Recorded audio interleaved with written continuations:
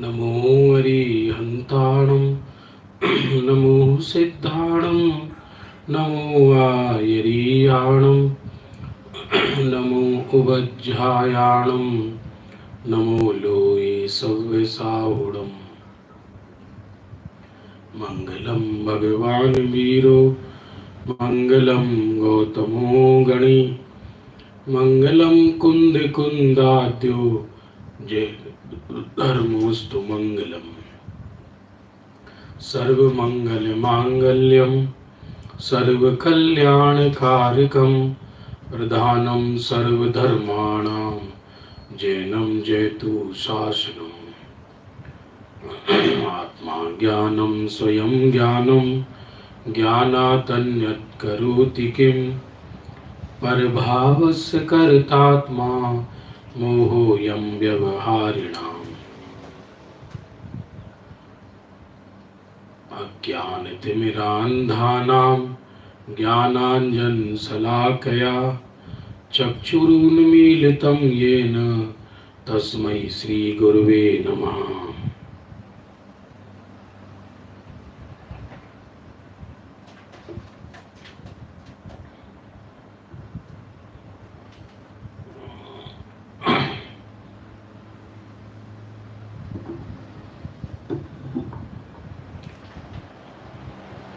बंधु, प्रातःकाल के स्वाध्याय का समय हो चुका है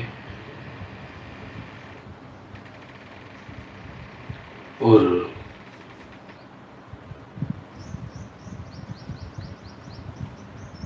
कल हमारा 237 नंबर बोल तक हो गया था। यहां अपनेपन आते ही दृष्टि यहां अभेद हुई तो मुक्ति हो जाती है। समझ लो मुक्ति हो गई। बाकी क्षेत्र से क्षेत्रांतर होता रहेगा। जीव मुक्त मध्य लोक में होता है, रहता ऊपर है। सिद्ध क्षेत्र है वो बाह्य दृष्टि से, और अंतरंग में मेरे असंख्यात प्रदेश यही मेरे सिद्ध क्षेत्र हैं। इसी बात को पुष्ट करते हुए 238 नंबर का बोल प्रारंभ होता है। अपने स्वक्षेत्र में बैठ गया तो परिणाम जाएगा कहां? अपने स्वक्षेत्र में बैठ गया तो परिणाम जाएगा कहां? जगत का ये सहज नियम है कि अल्प राशि यदि बहुराशि का अनुकरण करे तो सुरक्षित हो जाती है। बाहर से घूमकर दुनिया में नदियां कहीं से भी निकले, आखिर मिलेंगी समुद्र में ही जाकर। कहीं दूसरी शरण नहीं है। अपने स्वक्षेत्र में बैठ गया तो परिणाम जाएगा कहां?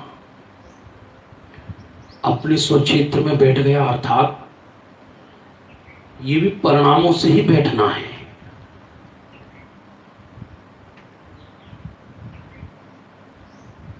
मैं परम पारणामिक भाव हूं, ये तो भाषा है।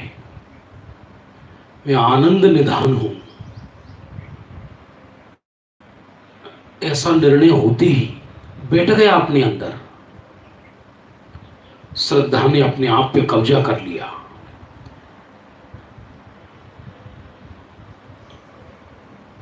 परिणाम का जोर पंगु हो जाएगा। जो द्रव्य दृष्टि प्रकाश के बोल है, बिल्कुल अंतरोन्मुखी परिणति के प्रयोग करने की विधि है। आत्मा में प्रयोग करने की विधि है। परिणाम का जोर पंगु हो गया जब अपने स्वक्षेत्र में बैठ गया।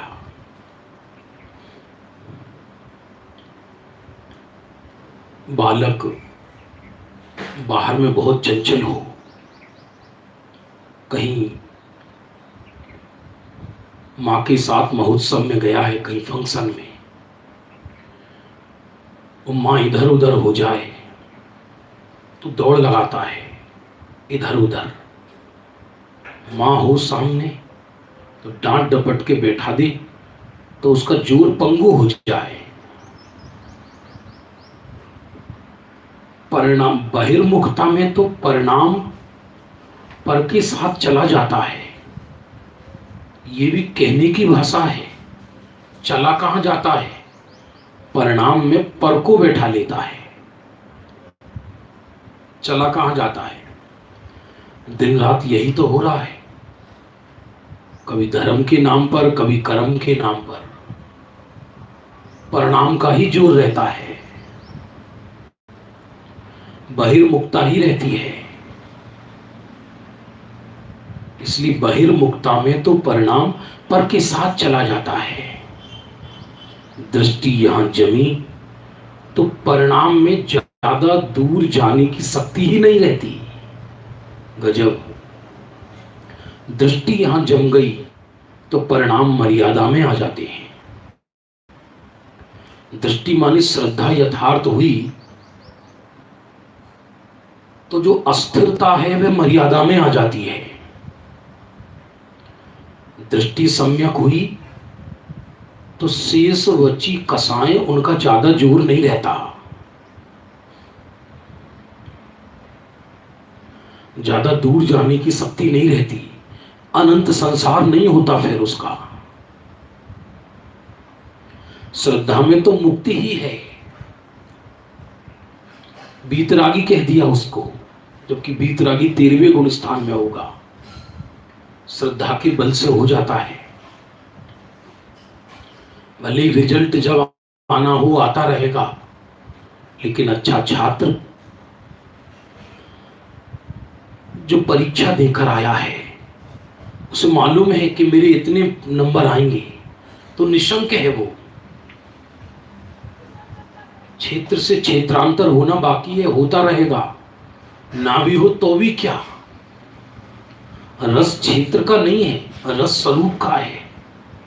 रत्न मखमल की डब्बी में हो या टाट के पैबंद में हो या निर्धन की झोपड़ी में हो, या वो रत्न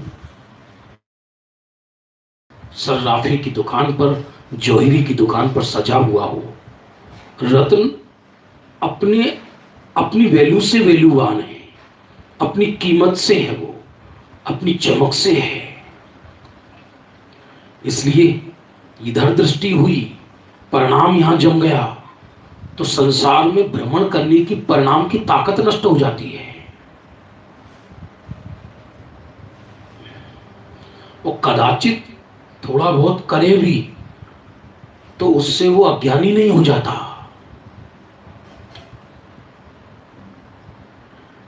इसका भी उसे ज्ञान है, ऐसा नहीं है। यथार्थ रुचि हो तो काल लगे ही नहीं। गजब। यथार्थ रुचि हो तो काल लगे ही नहीं। रात दिन खाते पीते सोते उसके ही पीछे पड़े। एक पीछे पड़ना होता है लाचारी से, एक पीछे पड़ना होता है रुचि से। स्वयं अपने अपने अंतर को खोज कर देखो कि हम लाचारी से पीछे पड़े हैं आत्मा के, या भैया जगत में कहीं सुख नहीं है, सब बेकार है जगत, ऐसा निराश होकर आत्मा के पास आया है, या आत्मा में सर्वस्व नजर आया है। क्योंकि असाता के उदय में व्यक्ति निराश दिखाई देता है, जिसमें वैराग्य का टोपा पहन लेता है अंदर से दुखी, और उस आर्त परिणाम को वैराग्य का चोला उड़ा देता है। यहां तो कहते हैं कि रत्नों का महल हो, कोई प्रतिकूलता ना हो बाहर में, इंद्र जैसी पुण्यवान जिनके घरों पर रत्नों के थाल लेकर आते हो, स्वर्गों से जिनका वस्त्राभूषण आता हो, दिव्य भोजन ग्रहण करते हो, अमृत रस पुष्ट से पुष्ट होते हो, तो भी रुचि उधर की नहीं। असाता के उदय में रुचि की भाषा बोलता है जीव। टोडरमल जी ने मोक्ष मार्ग प्रकाशक में लिखा है ये विषय, मोक्ष तत्व संबंधी भूल में। देखा देखी मोक्ष को महान कहता है। जैसे किसी अच्छे कवि सम्मेलन में गया हो, अच्छे कवि सम्मेलन माने जो साहित्यिक कवि सम्मेलन होता है, उसमें टपोरी लोग भाग जाएं उठकर, कोई कुछ समझ में ही नहीं आए, और कदाचित कुछ जमे रहे हों, तो बुद्धिमानों को वाह वाह करते देखकर खुद भी वाह वाह करता है। बहुत गजब का, बहुत भीड़ थी, तुम्हारे क्या समझ में आया? और सब दुनिया वाह वाह कर रही थी, इसको कुछ समझ में नहीं आया।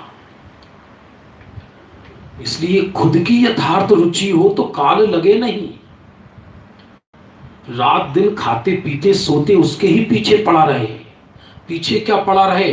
मैं ही तो वो हूं। ये धारा बहती है, पीछे पड़ने से वस्तु नहीं मिलती।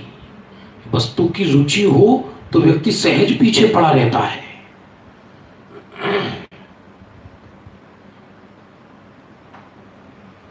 कृत्रिम पुरुषार्थ की तो बात ही क्या। रात्रि में स्वाध्याय कराया था स्मारक के शिविर में, पुरुषार्थ से मोक्ष प्राप्ति। 40 मिनट में तो बहुत अल्प विषय होता है। एक होता है पुरुषार्थ की विपरीतता, जहां पर्याय पर झुका है जीव, जड़ पर झुक गया है, वो पर्याय की विपरीतता कहलाती है। पुरुषार्थ की विपरीतता, गति तो तीव्र है पर गलत दिशा में है। देहाश्रित क्रियाओं से मोक्ष का फल चाहे, पर्याय में अहम बुद्धि करके मोक्ष चाहिए, कैसे संभव है? भूस ढोए सर पर, ट्रक में सांस चल रहे हैं, बहुत माल आया है, बहुत माल आया है, बड़े बड़े गोदाम में उतरवा रहा है।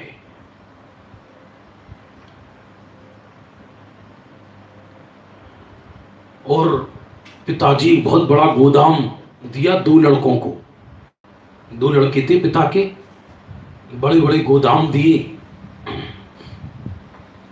कमाओ तुम, माल भरो और कमाओ। जो मूर्ख लड़का था उसने सोचा बहुत बड़ा गोदाम है, तो भूस लिया आया पागल, 10-20 ट्रक भरवा दिए, पैक करवा दिया। जितने का भूस नहीं, जितना भरवाने में पैसा लगा। भूस आता कितने का है, हद हो गई। खुश आए पिताजी, चलो देखो। और एक था कि एक कमरा भी नहीं भरा, और पूरा का पूरा गोदाम खाली है। दूसरा जो बुद्धिमान था, पहले मूर्ख को देखा तो पिताजी पूरा गोदाम भर दिया, पूरा गोदाम। बोले मूर्ख, इसको बेच तब मालूम पड़ेगी कि इसको निकलवाने के पैसे और देने पड़ेंगे। और एक जो था, कुछ नहीं, केवल सोने के बिस्कुट खरीद लाया, एक तिजोरी में रख दिए, सब खाली पड़ा है। पिताजी इसका तो खाली पड़ा है, खाली नहीं इसका भरा हुआ है। एक देखने में पुरुषार्थी लगता है, ऐसा लगता है सारे कर्म यही तोड़ेगा अभी। जोश दिखाई देता है, लेकिन अंतर स्वरूप बहिर्मुखता दिखाई देती है, लेकिन अंतर स्वरूप की रुचि नजर नहीं आती। पूजन पाठ इत्यादि इतना उल्लास, क्रिया व्रत आदि में इतना उल्लास, ऐसा लगता है लोग को फलांग जाएगा। भक्ति में ऐसा नृत्य करे, लोगों को लगे कि इंद्रिय है ये तो। ऐसा नमस्कार करे, अष्टांग मंदिर में सीधा गिर जाए लंबा, जय हो प्रभु, जैसे पाप काटने यही आया है। लेकिन रंच भी धर्म वृत्ति नहीं है, रंच भी, क्योंकि दिशा गलत है। दिशा गलत है तो सारा पानी नष्ट होने वाला है। ट्यूबवेल से पानी बह रहा है, अकाल पड़ा हुआ है, बगीचे में पानी लगाना है, लेकिन ढलान गंदे नाले की तरफ जा रहा है तो सारा पानी नष्ट होगा। उपयोग बहिर्मुख है। और उस आत्मा की बगिया में पानी लगाना है तो जो उपयोग का जल है वो बाहर तक तवे की जिंदगी में चला जाता है। पंचेंद्रिय विषय कसाय और बहिर्मुखता, इसमें कोई अंतर नहीं है देखा जाए तो, क्योंकि बाहर नष्ट हो रहा है पानी पूरा। कृत्रिम पुरुषार्थ से पुरुषार्थ नहीं होता। पुरुष माने आत्मा, अर्थ माने के लिए, आत्मा के लिए जहां जीवना मरना हो, पल पल आत्मा के लिए हो, पल पल एक एक क्षण आत्मा के लिए हो, उसका नाम पुरुषार्थ है। यथार्थ पुरुषार्थ वही है जो परिणति पुरुष में व्यापक हो जाए, वो पुरुषार्थ है। फिर वो पुरुषार्थ निरंतर रहता है ज्ञानी के श्रद्धा स्तर का। तो चारित्र में अस्थिरता बस बाहर भी आ जाए तो उसी की चिंता, उसी की चर्चा, अंदर वो ज्ञान धारा बहती है। तो अद्भुत विषय है। कृत्रिम पुरुषार्थ की तो बात ही क्या, लेकिन अक्रिय दृष्टि में तो सहज पुरुषार्थ की भी गौणता है। ये लो, अक्रिय दृष्टि, ये भी सुनना, पुरुषार्थ करूं, पुरुषार्थ करूं, मुझे तो पुरुषार्थ करना है, ये भी कृत्रिमता है। क्या पुरुषार्थ करना है? कन्या की सगाई तय हुई तो होने वाले वर के प्रति सहज प्रेम बहता है। कहीं प्रेम की कक्षा लेने कोई ट्यूटर नहीं बुलाती, किसी से सीखती नहीं है। तो ज्ञायक हूं, ये श्रद्धा हुई तो सहज पुरुषार्थ की धारा बहती है। पुरुषार्थ धारा पर जोर नहीं है, जोर ज्ञायक पर है। क्योंकि यदि पुरुषार्थ की धारा पर जोर हो जाए तो बच्चे मूढ़ा हो जाए। प्रश्न इसका नहीं है। भले देह पर लक्ष्य जाए, भले राग पर लक्ष्य जाए, भले परिणाम मात्र पर लक्ष्य जाए, स्वरूप में नहीं है तो विपरीत पुरुषार्थ ही है। उससे क्या लेना देना कि उपयोग कहां था।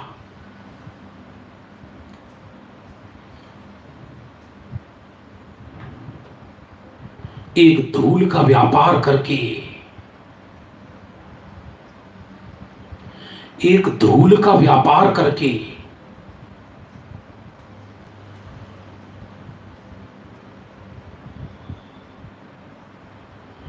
दीवाला निकालता है, एक रत्नों का व्यापार करके दीवाला निकालता है।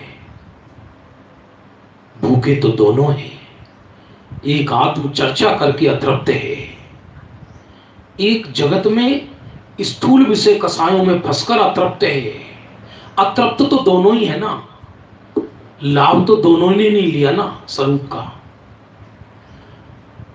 अवसर पाकर एक ने चर्चा कर ली, एक को अवसर नहीं मिला। अवसर तो उदय से मिलता है, इसमें क्या पुरुषार्थ है। क्योंकि भगवान की वाणी कान में पड़ना वो पुरुषार्थ से नहीं है, वो पुण्य से है। काने पढ़नो दुर्लभ छे, एक को कान में सुनने को मिल गई, इसमें काहे का पुरुषार्थ है। एक को नहीं मिली तो उसका उदय है। एक मरुस्थल में प्यासा मरता है, एक नदी पर प्यासा मरता है। प्यासे मरने की दृष्टि से तो दोनों ही समान हैं। कृत्रिम कृत्रिम पुरुषार्थ की तो बात ही क्या, लेकिन अक्रिय दृष्टि में तो सहज पुरुषार्थ की भी गौणता है, क्योंकि यह भी क्रिया है। क्रिया है ना, अक्रिय दृष्टि में तो क्रिया मात्र की गौणता है। अक्रिय दृष्टि माने आत्मा की दृष्टि। अब सोगानी जी की जो भाषा है, जो उनके नजदीक रहे हैं, इसको पढ़ो तो समझ में आए। शब्दों को पढ़कर शब्दों का मजाक उड़ाने लगे, ऐसा नहीं है। अद्भुत विषय है, क्योंकि उसे ही परम पारणामिक भाव कहते हैं, उसे ध्रुव कहते हैं, उसे अक्रिय कहते हैं, उसे ही परिणामी कहते हैं, उसे ही द्रव्य कहते हैं, उसे ही भगवान आत्मा कहते हैं। भाषा कुछ भी हो, भाषा का पक्ष थोड़ी है, भाव का पक्ष है। इसलिए करूं करूं कल आया था, बोलिए, क्योंकि ज्ञानियों ने पुरुषार्थ की महिमा गाई है। कोई पुरुषार्थ से वो स्वरूप प्राप्त होता है, लेकिन वहां दृष्टि पुरुषार्थ पे नहीं है, दृष्टि स्वरूप पर है। दृष्टि स्वरूप पर है, इसी का नाम पुरुषार्थ है। वो खींचातानी नहीं करता, फिर वो पुरुषार्थ की धारा निरंतर बहती है, निरंतर। विपरीत पुरुषार्थ खतरनाक है। कमजोर पुरुषार्थ में भले ही समय लगे, लेकिन सही गंतव्य पर पहुंचेगा। एक होता है विपरीत पुरुषार्थ, एक होता है अपूर्ण पुरुषार्थ। ज्ञानी को अपूर्ण पुरुषार्थ है, पर विपरीत पुरुषार्थ नहीं है। समय भले ही लगे मुक्ति जाने में, लेकिन श्रद्धा के लिए तो अभी भी वो मुक्ति ही है। अक्रिय की दृष्टि में क्रिया मात्र की गौणता है। 241 नंबर बोल। सुनने के काल में भी मैं निरालंबी तत्व हूं। सुनने के काल में भी मैं निरालंबी तत्व हूं।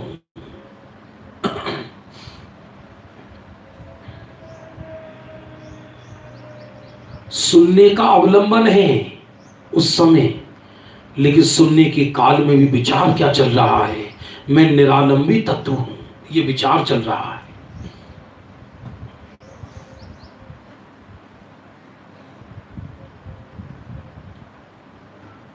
मेरा सुनने से कल्याण होगा, अब यही कल्याण होगा, ऐसा श्रद्धा में अभिप्राय बना ले तो अनंत काल में भी कल्याण नहीं होगा। स्वरूप से ही निरालंबी तत्व हूं। सुनने से समझ में आता है हेमणथी, समझने के काल में समझ में आता है, उसमें सहज ही सदगुरु निमित्त होते हैं। तो सहज ही सदगुरु के चरणों में जाने का भाव आता है, सहज ही। लेकिन अभिप्राय तो यही है कि कल्याण खुद मेरे से होगा, कल्याण कोई बाहर से नहीं होगा। सुनने के काल में भी मैं निरालंबी तत्व हूं, यहां से शुरू करना चाहिए, यहां से शुरू करना चाहिए, इधर से। पर सुनने का भाव आएगा, किंतु उसकी मुख्यता नहीं होगी। देखो कितना गजब, सुनने के काल में भी कल्याण की विधि कैसी बताई। यह आराधना की वस्तु है। कोई कृत्रिमता पूर्वक सुनने की वस्तु नहीं है।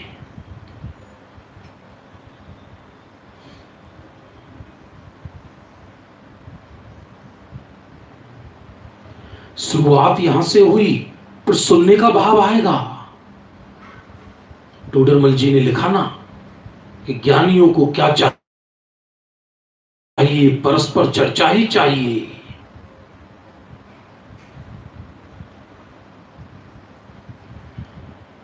व्यवहार का दृष्टांत माने सीधा सा है कि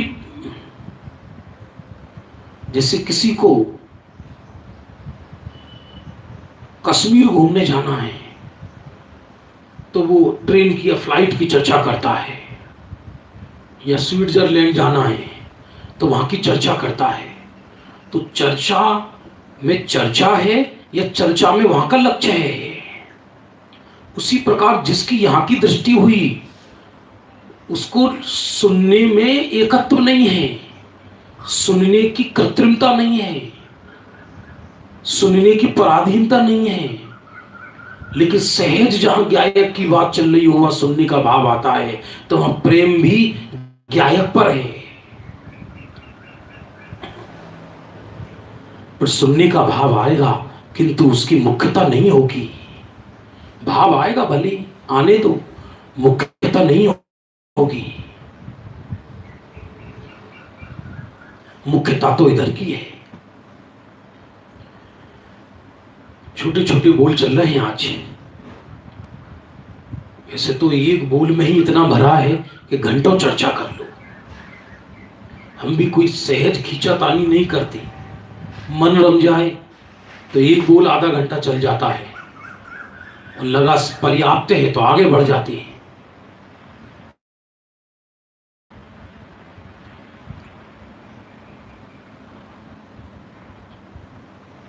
परिणाम को हटा नहीं सकते, परिणाम में से एकत्व हटा सकते हैं। 242 नंबर बोल बहुत अद्भुत बोल है, क्योंकि परिणाम तो एक समय का सत्य है।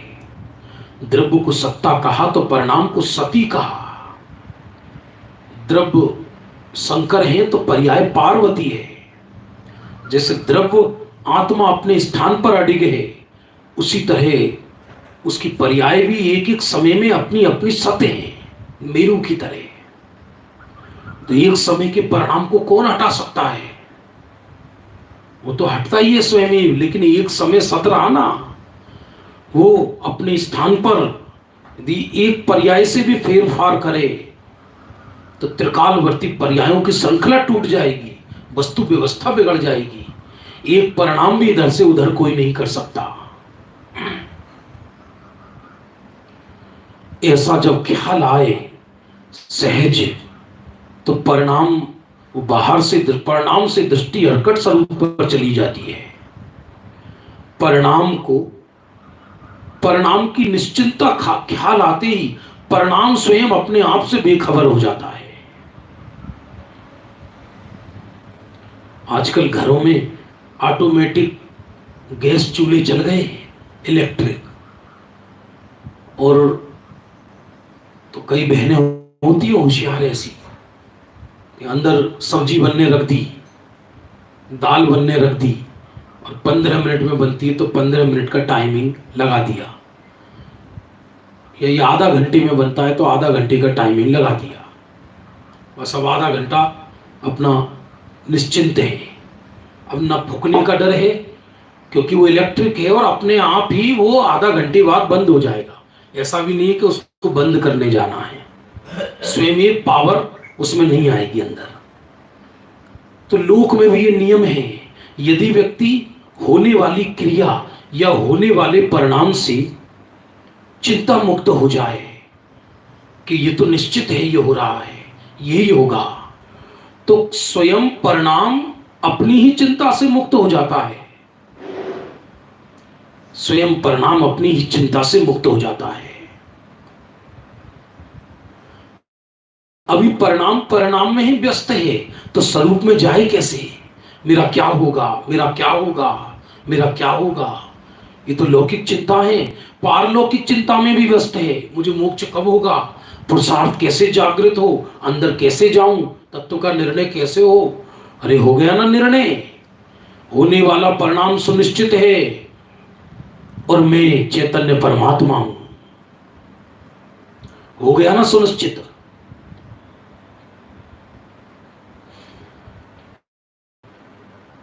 परिणाम को हटा नहीं सकते, परिणाम में से एकत्व हटा सकते हैं।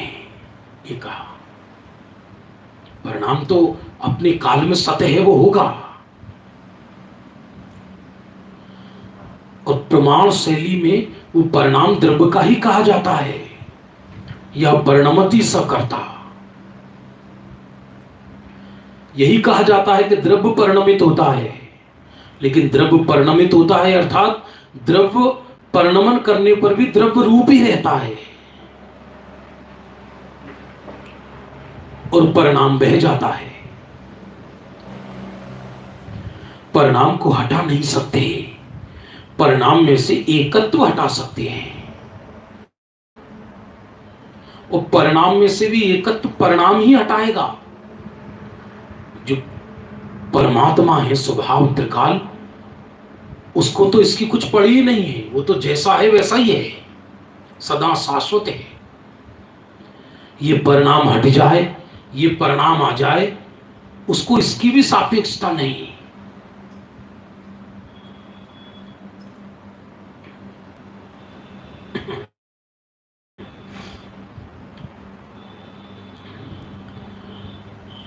परिणाम को हटा नहीं सकते, परिणाम में से एकत्व हटा सकते हैं। आगे 243 नंबर बोल प्रारंभ होता है। उपयोग अपने से बाहर निकले तो यम का दूत ही आया ऐसा देखो। साधक थे ना वो,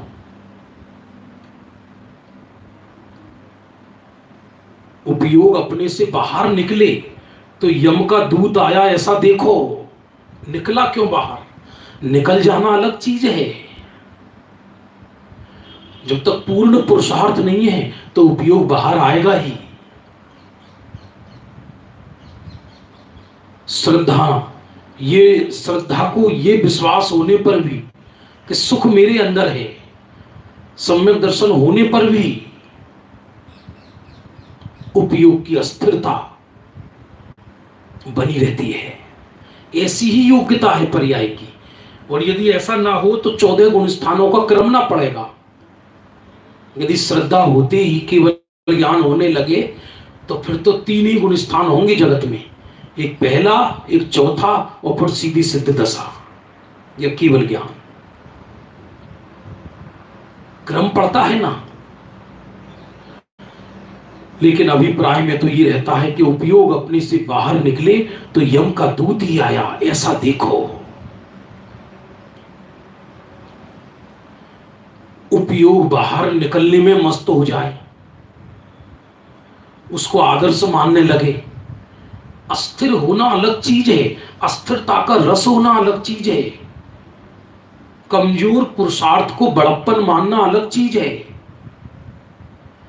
पुरुषार्थ में नबलाई होना अलग चीज है। पुरुषार्थ की विपरीतता ज्ञानी को नहीं होती, लेकिन पुरुषार्थ की कमजोरी का भी खेद बरतता है।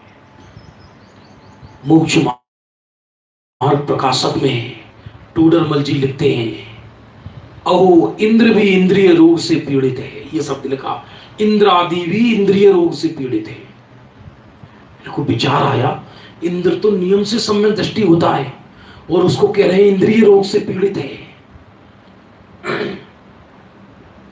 इसका अर्थ क्या? कि इसका अर्थ ये कि इंद्र भी इंद्रिय रोग से पीड़ित है। इसका अर्थ ये कि अस्थिरतावश बाहर में पंच इंद्रिय के विषयों को भोगते नजर आते हैं,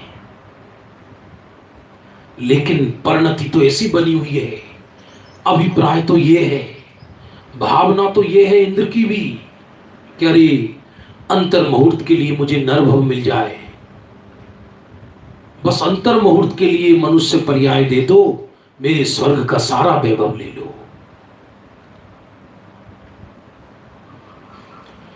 स्वर्गादिक में पछतावते हैं, नर देह मिले तो करें तप को, अब भूल गए अनुकूल भय, स्वर्गादिक में पछतावते हैं, नर देह मिले तो करें तप को, अब भूल गए अनुकूल भय इतरावते हैं। उसमें लिखा भूधर शतक में, स्वर्ग में जीव ने प्रॉमिस किया था यदि मुझे मनुष्य पर्याय मिली तो संयम अंगीकार करके, तप अंगीकार करके, कर्म काट के मोक्ष जाऊंगा।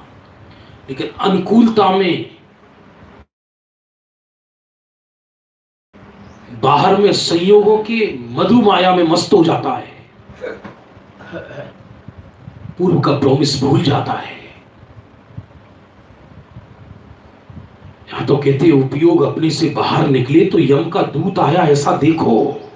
भाषा नहीं बोली जाती ऐसी, ये तो ज्ञानियों के वचन हैं ऐसे। बाहर में फिर चाहे भगवान ही हो, उस बहिर्लक्ष्य में अपना मरण हो रहा है। लोग गजब है।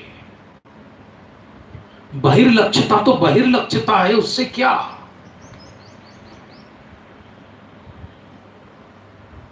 फिर उपयोग कहीं हो, चरणान योग की शैली अलग है। वहां ये कहेंगे कि भाई पतिव्रता स्त्री के दो घर, या तो पति के घर रहे या पिता के, लेकिन पिता के घर रहने की एक मर्यादा है। पिता के घर रहने की मर्यादा है एक। यदि महीने 2 महीने से ज्यादा टिक जाए तो मोहल्ले में खुसरपू शुरू हो जाती है, गई क्यों नहीं, गई क्यों नहीं। यदि मुनिराज के छठे गुण स्थान का काल ज्यादा हो जाए तो छठे गुण स्थान से गिर जाएं, या तो 5वें में चले जाएं, चौथे में चले जाएं, पहले में भी जाने का चांस है।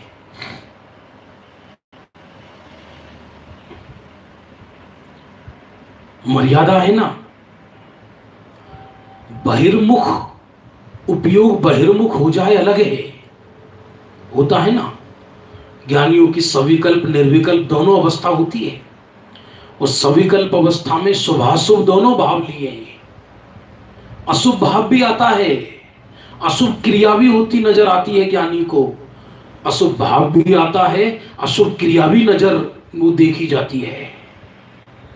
लेकिन अभिप्राय में ये है, अभिप्राय में सुहाता नहीं है वो।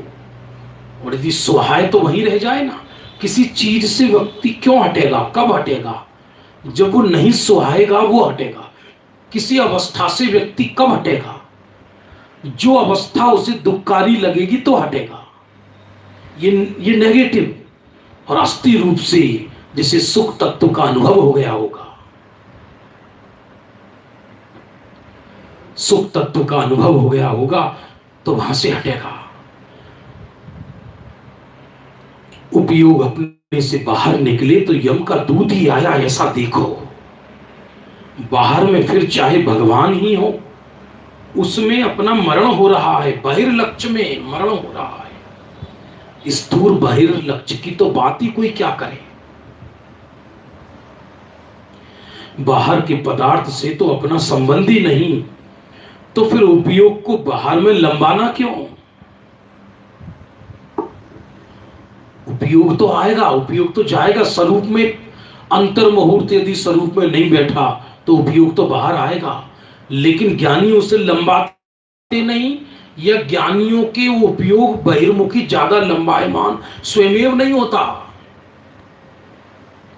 इसलिए कर्णन योग में कह दिया कि ज्ञानियों की कसायन 6 महीने से अधिक नहीं चलती, उसका वासना काल। वो तो अधिकतम बताया, लंबायमान नहीं होता। बाहर के पदार्थ से तो अपना संबंध ही नहीं, तो फिर उपयोग को बाहर में लंबाना क्यों।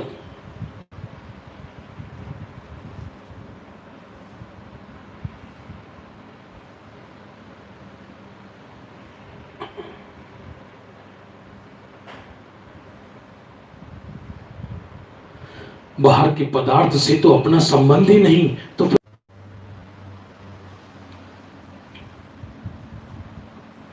ये अध्यात्म के प्रयोग चल रहे हैं, ये कोई कृत्रिम नहीं है। ऐसा होता है व्यक्ति को लोक में, बहुत बड़े बड़े पैसे वाले लोग होते हैं दुनिया में, देश में बड़े बड़े, तो अब उनके काम धंधे तो बहुत हो गए, समझ लो पुण्योदय से सहज लक्ष्मी आ रही है, तो वही अपने मन को व्यस्त करने के लिए ध्यान कर रहे, योगा कर रहे, एक्सरसाइज कर रहे। इसको लौकिक भाषा में कहते हैं कि भैया चोचले हैं पुण्य के उदय के। कुत्तों को रोटी खिला रहे, कबूतर को दाना डाल रहे, पेड़ में पानी लगा रहे, वो करुणा बह रही इसलिए नहीं। अब करे क्या, करे क्या? किसी ने कहा जैन साहब ये सेठ जी चलो आओ वहां ध्यान होता है, तो ध्यान करने जा रहे हैं ऐसा करके। ये कृत्रिमता है, ये तो बाहर में समय गंवाने जैसा है। ये देखा जाए एक तरीके से पुण्य की उदीर्णा करना है। एक भूखा पेट कमाता है, एक भरा पेट कमाता है, दोनों में अंतर है।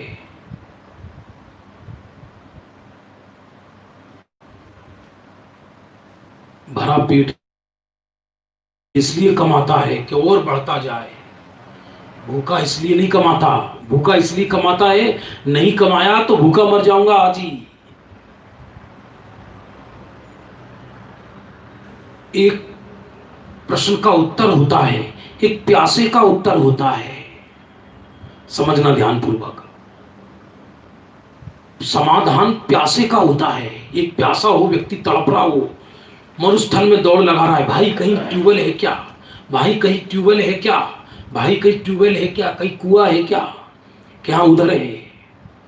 और एक खूब पानी पिए हुए है, ठंडी बोतलें चढ़ाए हुए है।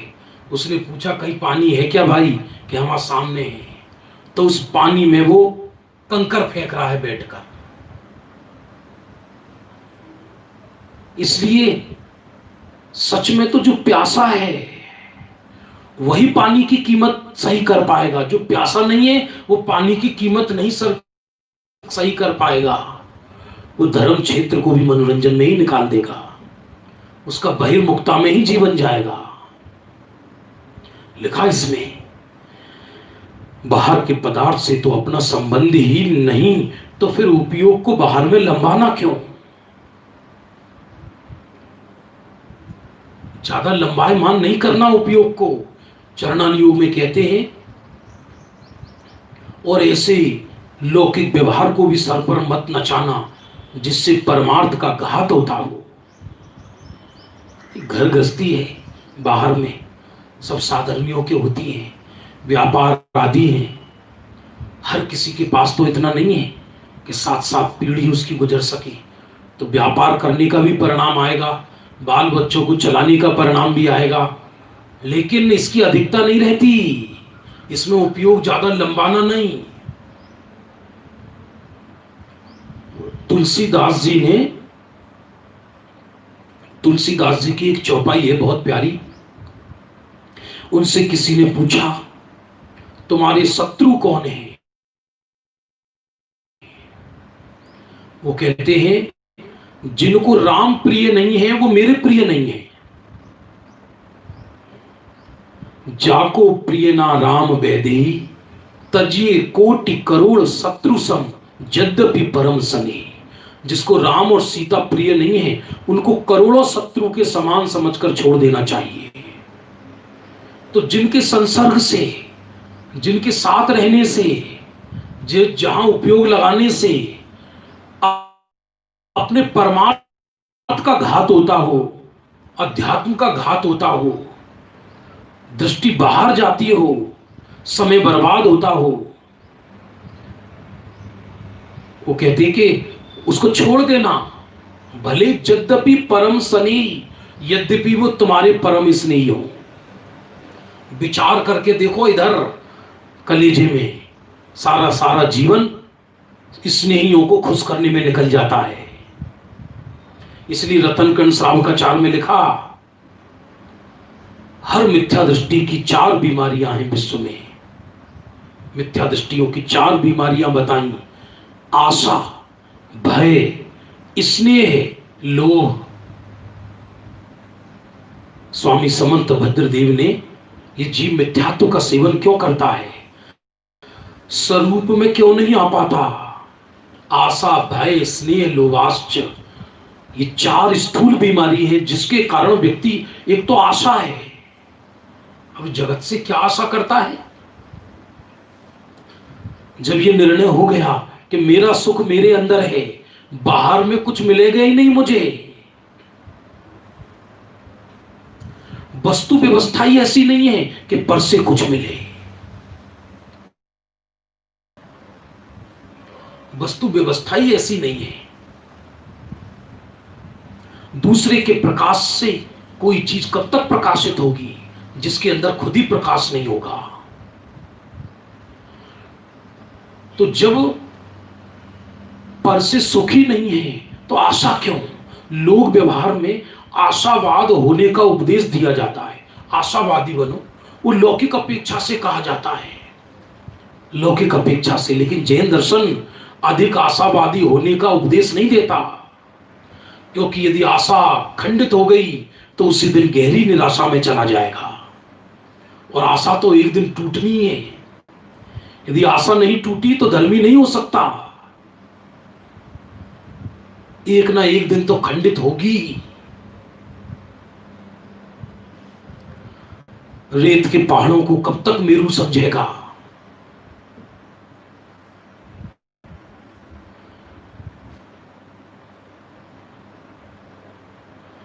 चमकते हुए गोबर को कब तक रत्न समझेगा? थोड़ा सा गोबर पड़ा था धूप में, तो उसमें चमकीली चमकीली चीज होती है, पीली पीली, तो उस पर धूप की किरण पड़ रही थी तो थोड़ा चमक रहा था।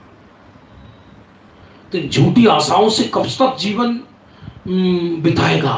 मेरी भावना में आया, आशा ना जीवन ना पर की आस से, उसमें मुनिराज की स्तुति में, जिनको पर से कोई आशा नहीं।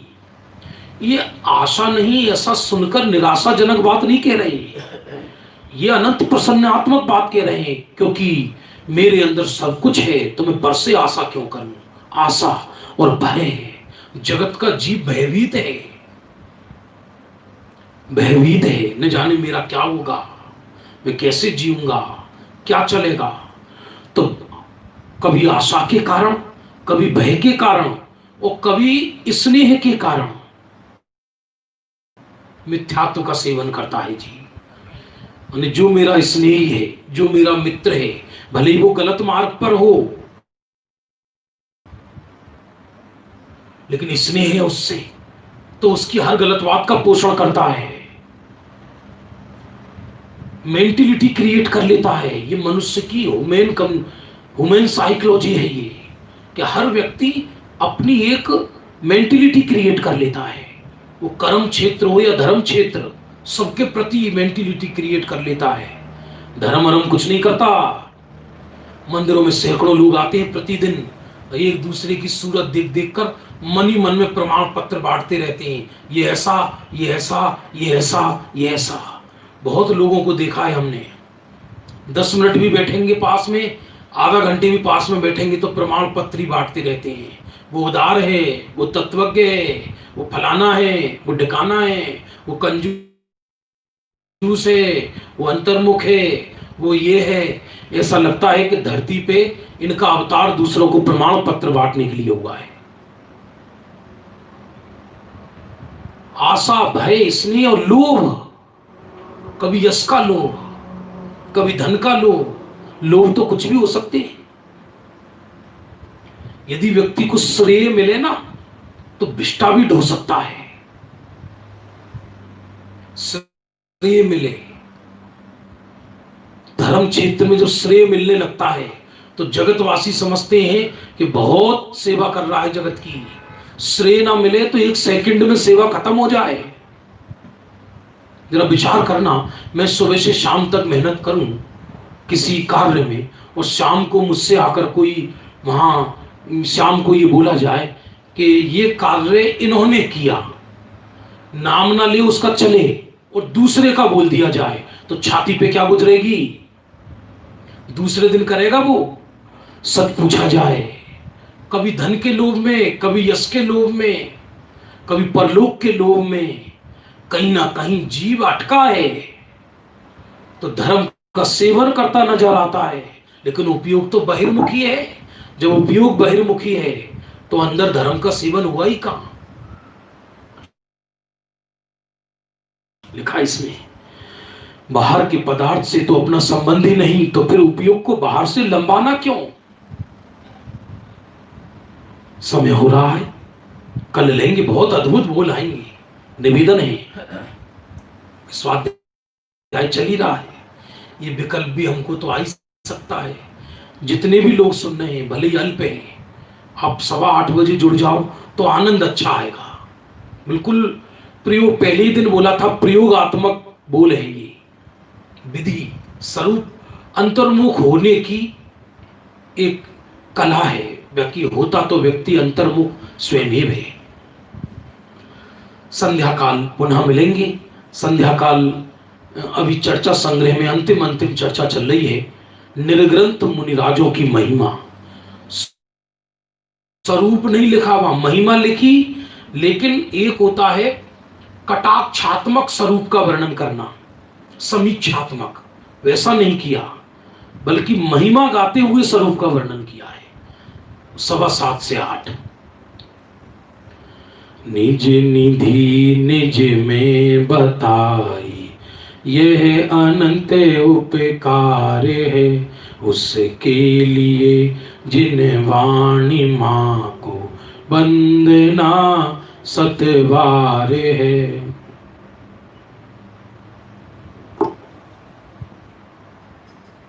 ढाई 3 4 में तो होंगे भैया।